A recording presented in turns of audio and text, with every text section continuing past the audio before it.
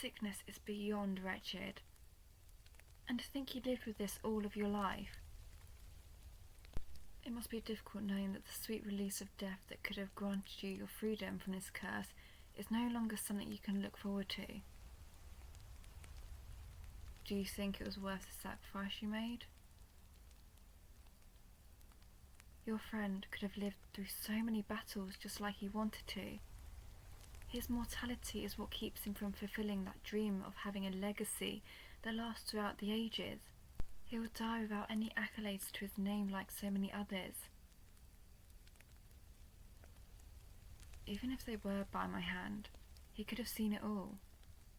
For the cost of his strength, I could have given him centuries of battles against foes he could never dream of coming face to face with his own. But look at the consequences of your actions.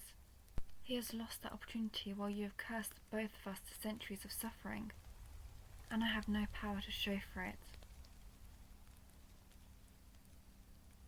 You have given me nothing but a perpetual ailment that I am forced to endure for the rest of my life. You have corrupted an entire legacy of souls from countless generations with your impetuous decisions to save the life of a warrior who could have made a name for himself. All that I have strived to achieve is ruined. As if he would spit in the face of your sacrifice stand at the end of my blade once again. He will die without glory before he chooses to wield a weapon again. His soul will soon be tainted by inaction. Without the will to fight, he will grow weak, and I have no such use for those whose strength cannot further my own. I have to hope for another warrior that stood as proudly as he did. One whose friends will not be so willing to take a hit from the soul-binding spell in his stead. Yours is one who needs to be buried beneath hundreds of more worthy and healthful souls to compensate for your fertility, and that will take many years. I look for strong warriors at their peak, not just those of healthful mind and body, and I must ensnare their souls when they are at their strongest to recap their benefits. But because of you, I've been set back in my strength. You have forced me into considering the souls of the less experienced. Your ailment holds me back from my potential. It's made me weak. Was it your goal all along to weaken me enough to allow your friend to kill us both? Is that how you expect to set yourself free, upon this blade? The pain you would have felt is nothing compared to what you have to live with until the day I die. Be it after centuries of wallowing in the pain you've so ungracefully cursed us with, or by the blade of someone who wishes death on me, even more than you did the moment you decided your friend's life was more important. Unfortunately, you were not meant to be a martyr, and you can't even pray for someone to take up that position for you. No one will ever be allowed to do what you did ever again. Next time I will know to end the lives of everyone my adversaries hold dear. That way we will have less distractions and a greater will to get stronger before they can face me. I will silence the pain you bring me before I even consider raising my blade against someone of that league again. For myself, your pain will last. I know little of what curing the ailments of a soul can do outside of what it does for me. But even without the burns and the scars of those souls of warriors remaining, their screams still live on through the centuries. Maybe for their loved ones who they will never see until I die. But there is little to learn from them when they all speak above each other within the depths of my own soul. I have learned to speak only with those who need speaking to, or at least ones who don't continue to cry. Unless you have a purpose outside of causing me suffering, you will end up just like the others. How often do you cry? Or has a little of nothing but pain forced you to use up all of your tears of a lifetime? Then you will sit back silently and listen to centuries of others' tears. Give me a reason why you shouldn't. If there is one thing I can learn from you, it would be your ability to withstand so much pain. I am less keen on taking after your masochist need to live with it for years beyond what your maker intended for you. I have no need for your courage. The one I have is made for battle. Yours is not. I have plans to live after my battles.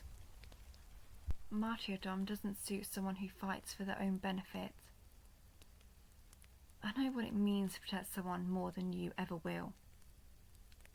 If I die, all of the souls I've taken would die along with me. It is my duty to not waste the lives I made into part of my own. Their legacies have no one else to live on through, so I must keep myself alive to keep them and everything they stood for alive. Yes, that means you as well, even if it was forced on me. I have no way of removing your soul. The binding is permanent until death. Until then, I carry your legacy. What is it that you stand for? Unfortunately, the union of our souls has done the very opposite of what you might have hoped to achieve in life. Being as ill as you makes me vulnerable. Future souls will grant me the protection you could only dream of giving others. Whether you believe that or not, you only had one choice to protect your friend's soul. You have given up your one use in that regard. Oh? Tell me, how desperate do you have to be to want to make yourself useful to the very person who took your life? As kind as you may wish to be, what you did was no accident. I know you are aware of what the consequences were for merging your soul with mine. You heard my offer to your friend. Both of you understood it well. And you do know that there is nothing you can do to take back the illness that you shared with me. But I suppose the only fair price for my own greed. I've learned to cope with the pain of battle, to be in my wounds or those I take on from my adversaries. But I know little of dealing with illness, much less yours. You say this, and yet you have not wished your ailments upon anyone. We would not be in this predicament. But I trust you do know the means of living with it, given how long you've lasted until now. Until your souls become buried by others, I suppose there is little I can do other than to heed your advice.